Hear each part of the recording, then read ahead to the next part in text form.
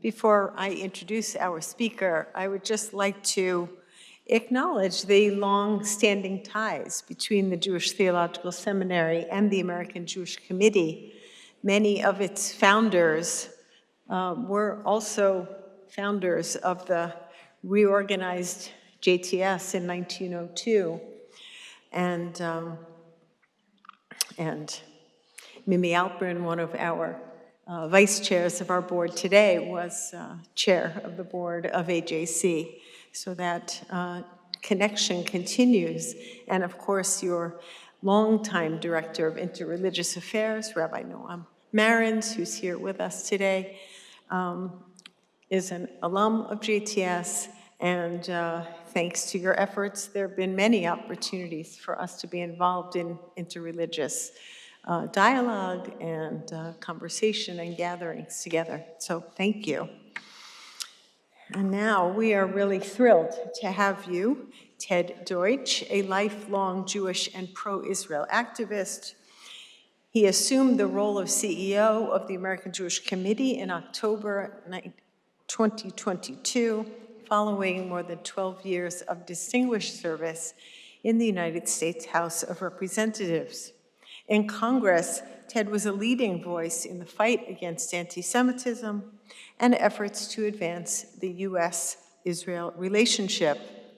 He was a founding member of the House Bipartisan Force for Combating Anti-Semitism, and he served as chair of the House Ethics Committee and a senior member of the House Foreign Affairs Committee, where he chaired the Middle East, North Africa, and Global Counterterrorism Subcommittee. Ted began his career in public service in the Florida State Senate. I'm going to leave his camper mom pedigree to Ted to share himself, where he gained national recognition for passing the nation's first law mandating that public pension funds not be used to advance Iran's illicit activities. Prior to holding office, he enjoyed a successful career as a commercial real estate attorney in Cleveland and in Boca Raton. He served as a lay leader in the Jewish Federations of Cleveland and South Palm Beach County, and as a member of both UJA's National Young Leadership Cabinet and AIPAC's National New Leadership Network. Ted and his wife, Jill, have lived in Boca Raton, Florida since 1998, have 3 children, Gabby, Serena, and Cole. We're excited to hear your thoughts. We've had 2 days of intense conversation about anti-Semitism and allyship from many different angles, and we're really eager to hear your thoughts. Thank you.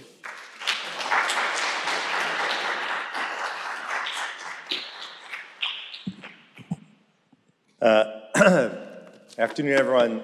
Chancellor Schwartz, thank you very much for the kind introduction.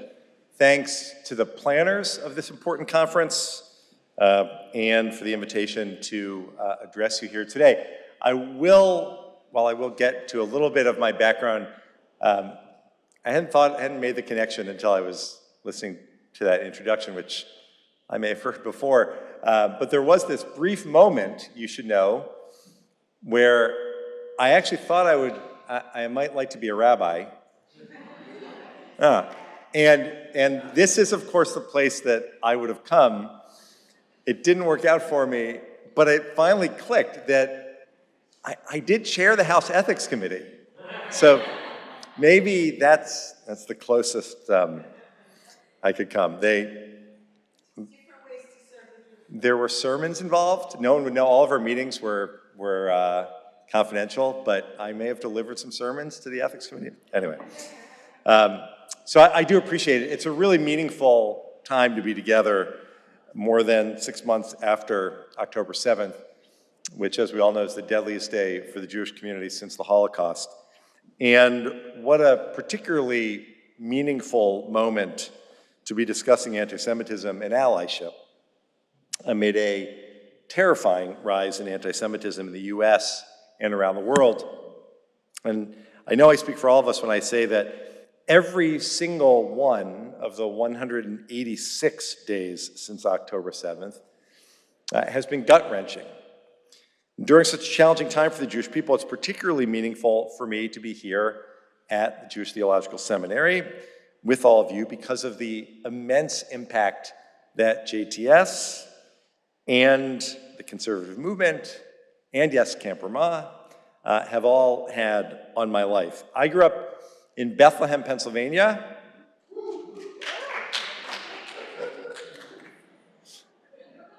That's never been an applause line. I've been giving speeches for decades. No one has ever applauded, but thank you. Are you from Bethlehem? No? Yes? Yeah? Wow. We'll talk. We'll talk after. Anyway, there were. I was one of 3 Jewish students at my high school of 2,200, and my most formative Jewish experience, clearly, as some of you have heard me speak about before, was the time I spent at Camp Ramah in the Poconos. Rabbi Seltzer. Of course, the first Ramah camp was in Conover, Wisconsin, founded by JTS and other visionary Jewish leaders.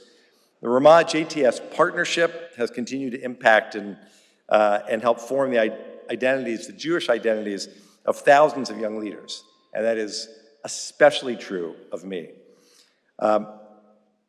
We had a close-knit community. I want to share the importance of JTS, especially in this context. We had a very close-knit community. We had a few hundred families, that's being generous. And in the old school, I don't really have time to tell stories, but I'm going to. We had the old school JCC, for the younger students, younger people here, you should know. First floor was the gym and the pool. The second floor was the auditorium and the classrooms. And then the third floor was the sanctuary.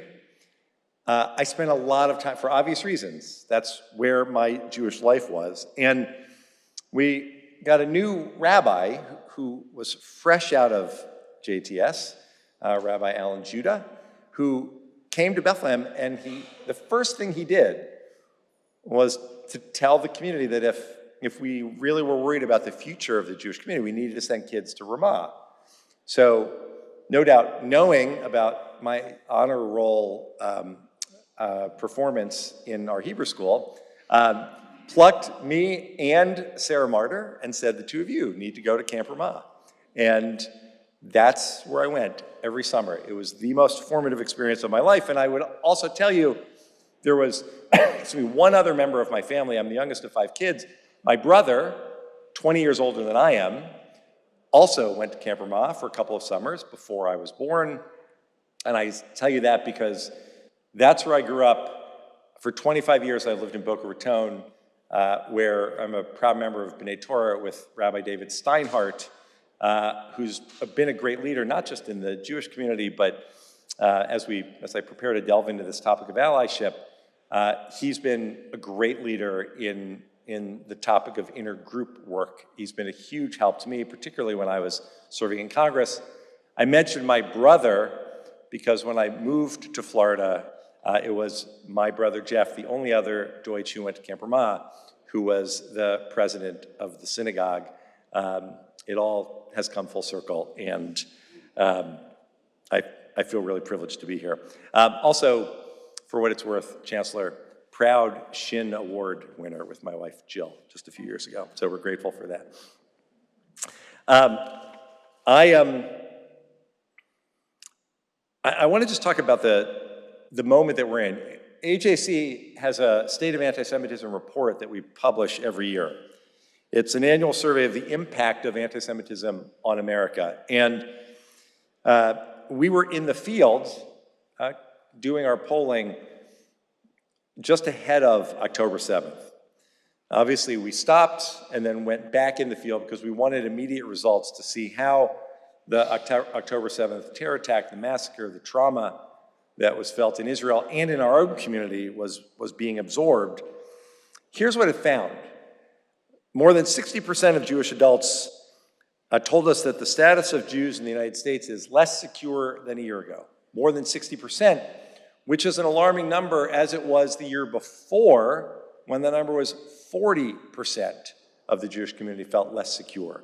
Over the course of 2 years, that dramatic increase is illustrative of the moment that we're in as we gather together. And it's not just an abstract statistic, it's not just a data point in a poll. The report also revealed that nearly half of American Jews changed their behavior, out of fear of anti-Semitism. That is, what they wore, where they went, what they posted on social media, again, for fear of being identified as a Jew. We've all seen how awful the situation is for Jews on too many college campuses, and I know that was an important topic of conversation earlier today.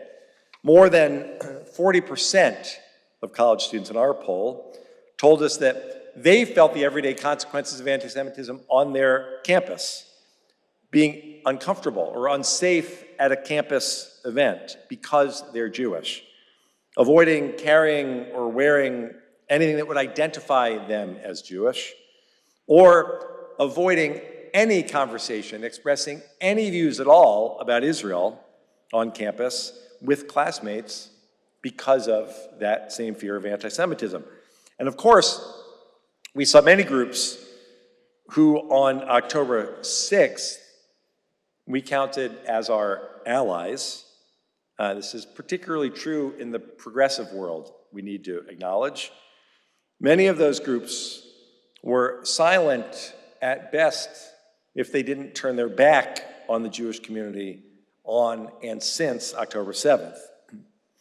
We saw protests that broke out not when the IDF marched into Gaza to defend Israel and the Jewish people, but on October 8th, in some cases, even the evening of October 7th, showing up to say only one thing in their protests, that they supported the vicious Hamas terror attacks against Israel.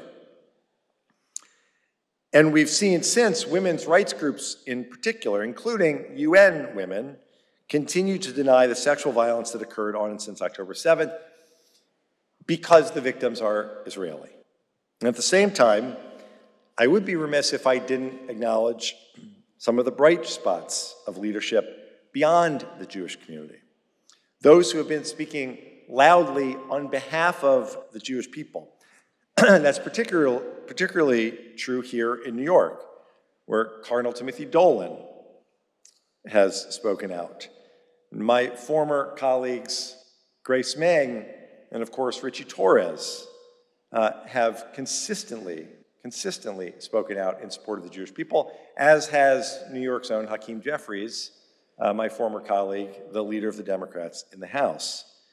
And while too few and far between, these brave voices outside of the Jewish community are critical in pushing back against the lies and the anti-Semitism that we have seen proliferate throughout the discourse in our country over the past 6 months.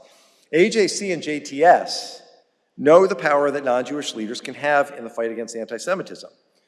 Our two institutions, our organization and this great institution, have long worked together to build bridges between the Jewish people and other groups here in America and around the world. That work continues today despite of, and in fact because of, the challenges that we're facing. In January, AJC and JTS worked together to bring Imam Nasruddin Umar, the Grand Imam of Indonesia's National Mosque, the largest mosque in Southeast Asia, to New York to participate in a 6-week fellowship on Judaism and interreligious understanding. While in the United States, Imam Umar visited dozens of synagogues and Jewish educational institutions to explore the diverse approaches to Jewish learning and spiritual life, and studied with JTS scholars while he was here. He also met with academic and religious leaders from Christian, Muslim, and other faith traditions, as well as prominent civic institutions in New York. Imam Umar visited the U.S. Holocaust Memorial Museum. He met with Ambassador Deborah Lipstadt. He met with other U.S. officials working to advance religious freedom and religious diplomacy. Indonesia, here's why this is important. Indonesia is the largest Muslim country in the world. It is increasingly being viewed as a model for open and inclusive religious thought across the Muslim world and globally. And at the same time, most Indonesians have very little knowledge about actual Jews or Judaism. Engaging Imam Umar, a presidential appointee in Indonesia, a national religious leader, it's a concrete step in building the kind of real bridges between the American Jewish community and the Muslim community in Indonesia, as well as between the global Jewish and Muslim world. This fellowship was particularly impactful given the broader political atmosphere in which it took place. At a time when it is all too easy to view global Muslim-Jewish relations through the lens of conflict and animosity, Imam Umar's leadership in participating in this fellowship and continuing in his work to advance cooperation, understanding, and peace stands as a beacon of hope for our two communities, and I would submit for the wider world. In his efforts to educate Indonesians and Muslims more broadly, particularly his commitment to bring access to substantive Jewish knowledge to the mosque and to schools that he leads, he reminds us that bridge builders are more necessary today than ever. And it's in that vein that I am particularly proud of AJC's Muslim Jewish Advisory Council, which has continued to meet and to advocate for the protection of both communities, even in this time of challenged allyship. MJAC members share perspectives about Israel and the war in Gaza to bridge gaps of understanding between our communities while maintaining MJAC's advocacy focus on domestic issues. And as you can imagine, it is not easy at any time. It is particularly challenging right now. But that is how you build sustainable coalitions. You've got to work to close gaps on issues that you disagree about while mobilizing together on issues that you do agree on. The critical efforts of AJC and JTS to build those bridges, they mirror in many ways our joint efforts in the 20th century to build bridges between the Jewish and the Christian world. Rabbi Mark Tannenbaum, ordained by JTS in 1950, served as AJC's Director of Interreligious Affairs in the 1960s. He worked closely with his JTS professor, Rabbi Abraham Joshua Heschel, a giant, obviously, in the Jewish world and well beyond, a force whose influence is still felt palpably by all of us who care about working to fix and address the challenges in the human condition. Indeed, Rabbi Tannenbaum was instrumental in bringing Rabbi Heschel into the process that led to Nostra Aetate, a revolutionary document in interreligious religions which reset the relationship between Christianity and Judaism in 1965 and set the foundation for a more positive future in that relationship. For millennia, the Catholic Church's antipathy toward the Jewish people contributed to hatred and violence directed at Jews. It was the ideological underpinnings of the Holocaust. In many respects, Catholic-Jewish relations can be divided into two eras, before and after Nostra Aetate. Recognizing the historic challenges of Christian teaching and the ongoing danger that it posed for the Jewish community, Rabbi Heschel agreed to engage the relevant leadership of the Second Vatican Council. He drafted the third official memorandum, which was, entitled On Improving Catholic-Jewish Relations. That was the document that AJC submitted to the Vatican during the early 60s, and it eventually led to Nostra Aetate, taught that Jews are not collectively responsible for the death of Jesus, that the Jewish people are not cursed, that the roots of Christianity are in Judaism, that anti-Semitism should be unequivocally forbidden, and that God's covenant with the Jewish people is eternal. Nostra Aetate was not enough in and of itself to create a previously unimaginable positive direction in Catholic-Jewish relations. It set the course forward. Successive popes have committed themselves to Nostra Aetate and its transformative goals. And the Jewish community, led in large part by JTS and AJC, have also committed ourselves to live up to and to build upon Nostra Aetate and the vision of Rabbi Heschel and Rabbi Tannenbaum. AJC continues that commitment under the leadership of another JTS ordainee, that is Rabbi Noam Meyer, who is here with us today. Critically, while Nostra Aetate was an effort led by the leadership of the Catholic and Jewish communities, it included a parallel between the Jewish and Catholic pews to ensure that the broader Jewish and Catholic communities were invested in that vision of a brighter and shared future. It was transformative, and not just in the field of Catholic-Jewish relations. It set the foundation for broader change between Judaism and the Christian world, pushing other Christian denominations to reflect upon and to fix, frankly, their own anti-Semitism and anti-Semitic teachings. The Catholic Church made a commitment to chart a better relationship as well with Islam, Buddhism, Hinduism, and a variety of other religious communities in that document. Now, of course, the moment that the Jewish people are in today is not where we were in 1965 when Pope Paul VI proclaimed Nostra Aetate. And October 7th, and the tidal wave of hate toward the Jewish people that was unleashed upon us on October 8th, has to cause the Jewish community to reevaluate a lot of things, including the extent to which the efforts we've made to build relationships with other communities in the United States and around the world has been successful. We have to take this moment to conduct that evaluation. It's not an exaggeration to say that today we are living in the most challenging moment for the bridges and relationships the Jewish people have spent decades and even centuries building with other communities.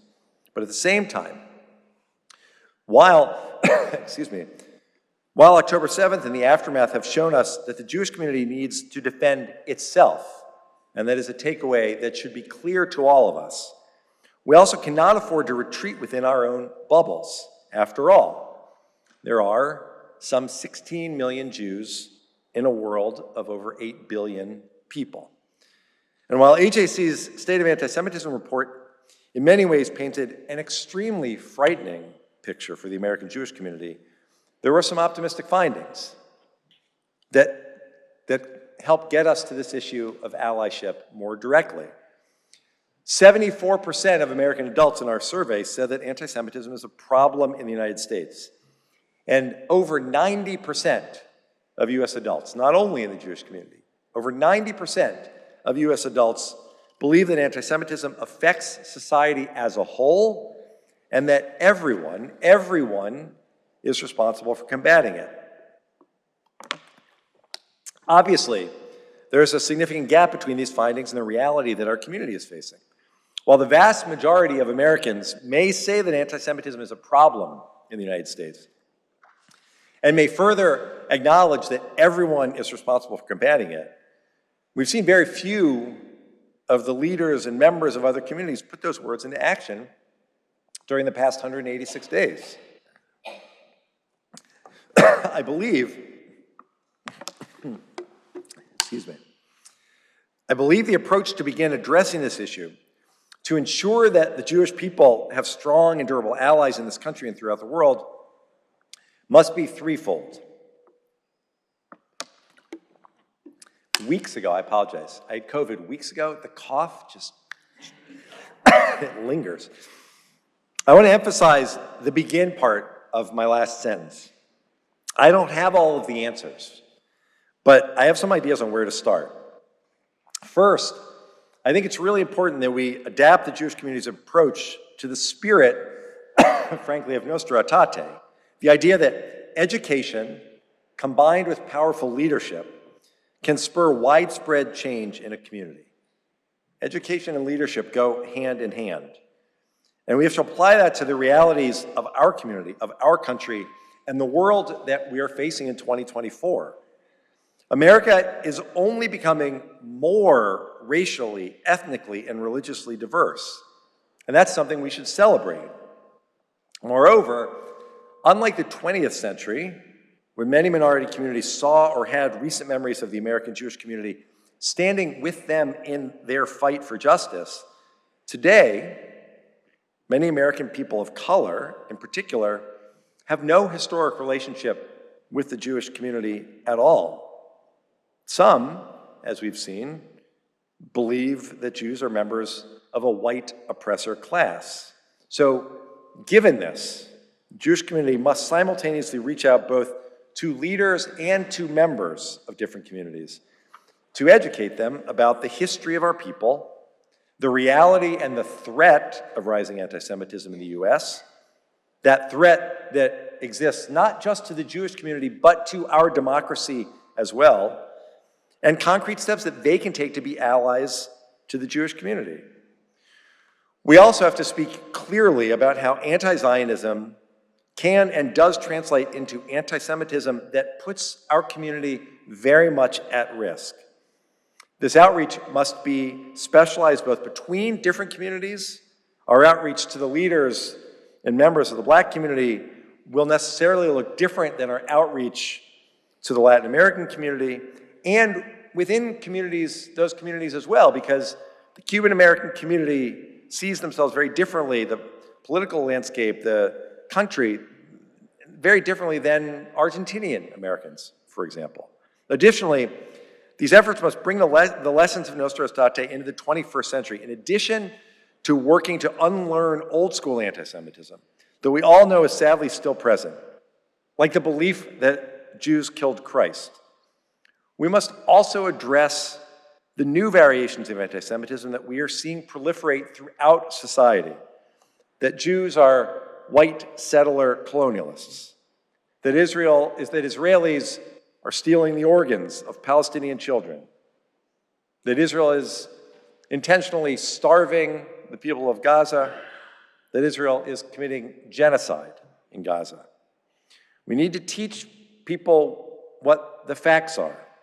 We also need to teach people about the racial and ethnic diversity of the Jewish community. And frankly, as we talk about Israel, the fact that more than 50% of the citizens of Israel are people of color. And obviously, this task is momentous. It will take years, if not decades, but we can't be discouraged, as tempting as that is right now. There is a moral obligation that we have to commit to allyship.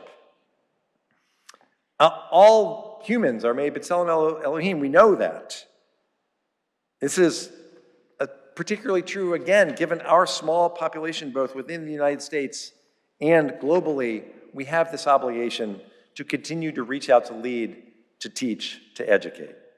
Second, in order for others and to expect others to show up for the Jewish community in the fight against anti-Semitism, we've got to rededicate ourselves to the fight against hatred in all its forms in America. It is not enough anymore to talk about how the Jewish community marched alongside Dr. King and Selma when talking about Black-Jewish relations.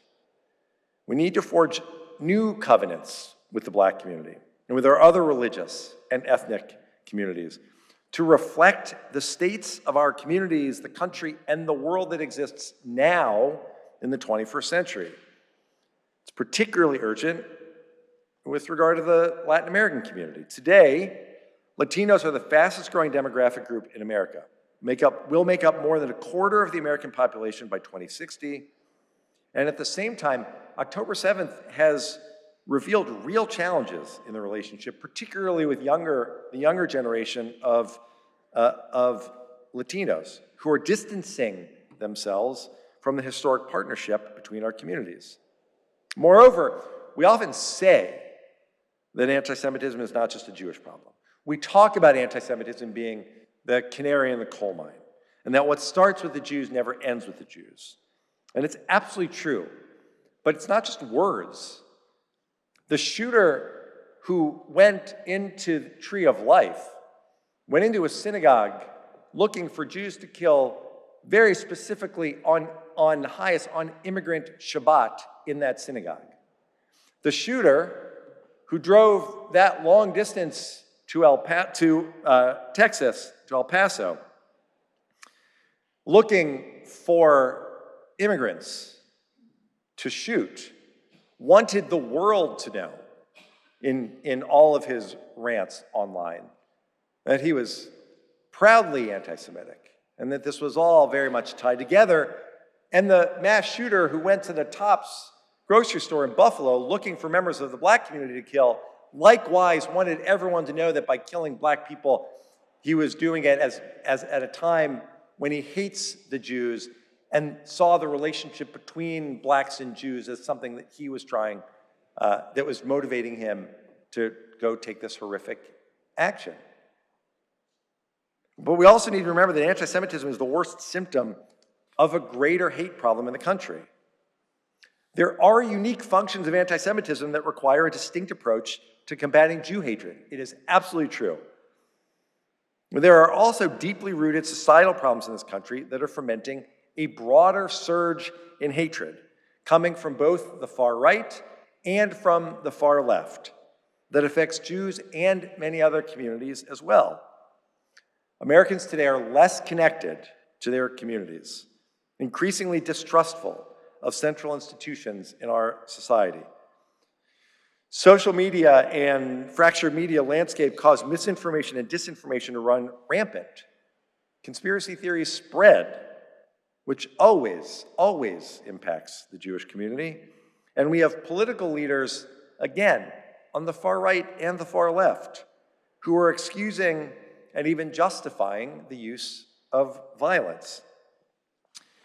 We cannot view the fight against anti-Semitism through a narrow lens. Yes, anti-Semitism is unique. It is a unique challenge in the way that it expresses itself as a conspiracy theory, and there need to be specific and distinct strategies to combat anti-Semitism, but we must work to address the deeper societal challenges that are creating this environment that allows hatred to thrive.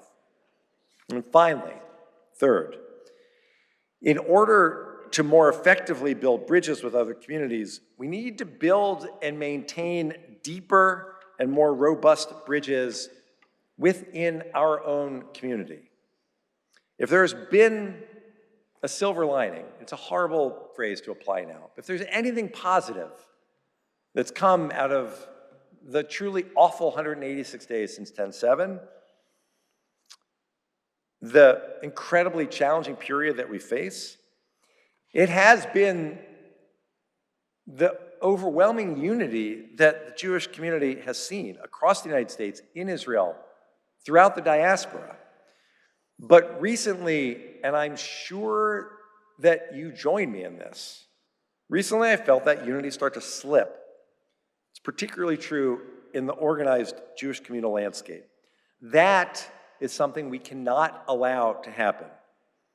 We cannot just view ourselves as conservative Jews or Reform Jews or Orthodox Jews, not as Ashkenazi Jews or Sephardic Jews, and absolutely not as Democratic Jews or Republican Jews.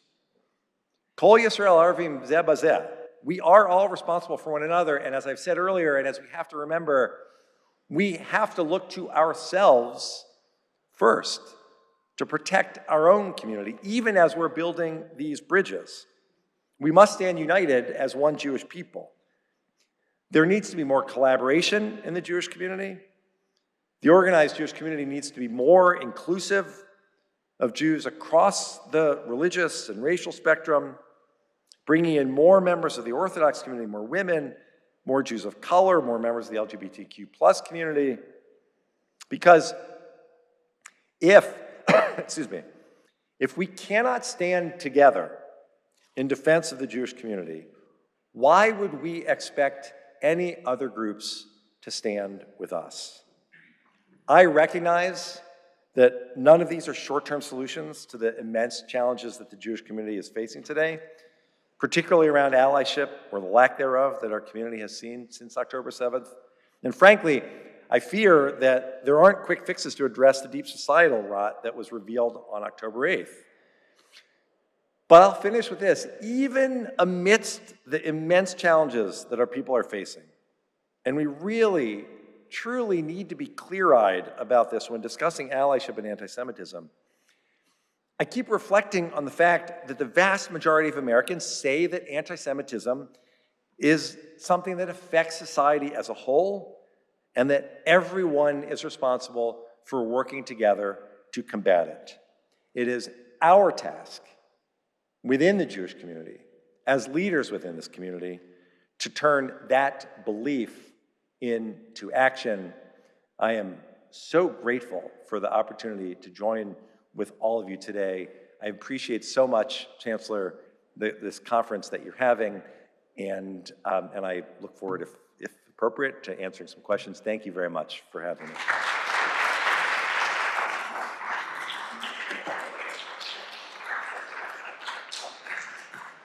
Thank you so much. I think we're being guided by Congressman Deutsch's schedule, but I think we have time for one or two questions. And you can just raise your hand if you have one, please. First of all, I want to say go blue. These University of Michigan graduates. First, by the way, first speech I think I've ever given where I didn't mention that. I got so caught up in JTS and Vermont, I thought you a lot when you were Congressman. And I really liked your work with the Hellenic Jewish Conference, or caucus, to establish relationships between the Jewish and Greek communities. The largest number of Zionists in the United States are probably Christian Zionists. How do you feel about that relationship? That's my question. How do I feel? Am I going to do anything other than fully embrace the support? I was thinking about embracing it, but it can be a double-edged sword because the long-term implications of what Christian Zionists want may be a problem. This is not appropriate since I understand this is being recorded, but I'm going to tell it anyway because I thought it was so funny. There is a story, about when the Messiah comes. And the Messiah comes to Jerusalem, comes to Yerushalayim, and of course, this being whatever year that is, sometime after now, the first thing that the Messiah is going to do is hold a press conference. And when the Messiah walks up to the lectern and gives some comments and then opens it up for questions, there's no doubt that the first question will be, there's just one thing I want to know. Is this your first or second visit? That's when I'll worry about that issue. Until then, I think it's really important for us to continue to develop the relationship and to build it out further.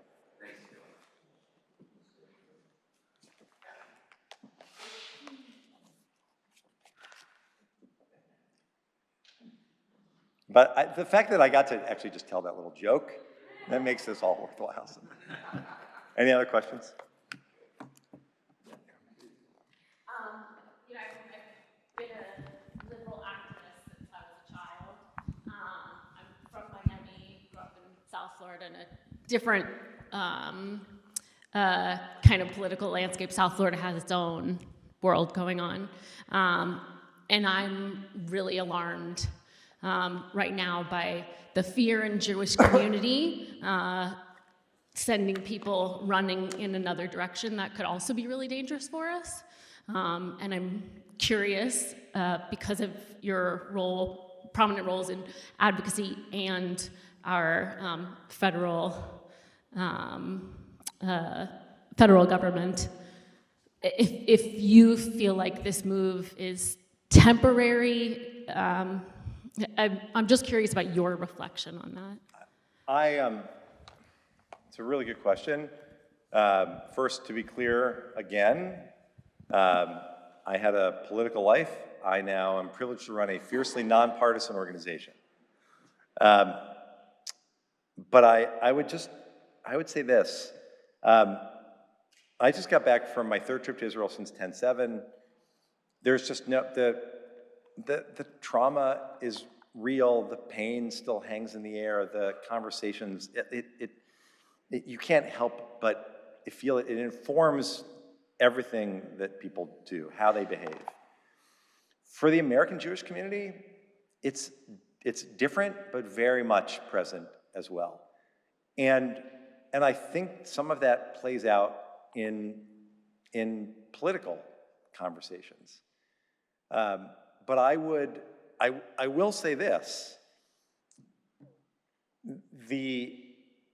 As I said earlier, it is, yes, we have to build bridges and we have to look for our allies and we have to continue to engage. But that starts with being honest about what we expect.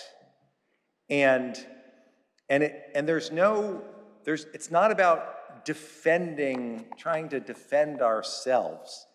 It is very much about what our expectations are from others. And we expect, in politics, this is particularly true. I'm not in politics anymore, but now in this advocacy role that I play, that AJC engaged, this work that we engage in, it's really important for people to know exactly how we feel, that no one should take anything for granted, that the surveys that you'll start to see, and we're all interested to see what they look like, but every presidential election, there's some survey about issues that matter to the Jewish community, and the headline is always the same. Israel is 8th on the list, and anti-Semitism barely even shows up on the list. That's not going to be the case this time. I don't know exactly how it'll look, but we've all been changed by 10/7. And the expectations of us as we look to the people who choose to seek office is that they need to understand how that impacts us and how we feel, and that we take nothing for granted, and that we expect them to understand us and speak to our needs and challenges and fears the way they would to any other group. That's the kind of change that I think is happening. It's not, I don't think it's about one party or the other. I think it's very much about not backing down from the demand we should be making to be taken seriously in the threats that we're facing, in the challenges that we're experiencing, and in the very real existential moment that Israel is facing. So as I said, we want to respect your needs and your time. We want to thank you for a summation of both ends of the title of this conference, both a summation about anti-Semitism, reminding us of many important things from the past and things happening in the present, and the allyship and how much we need to do and still can do for that. So thank you so much for that. Thank you very much.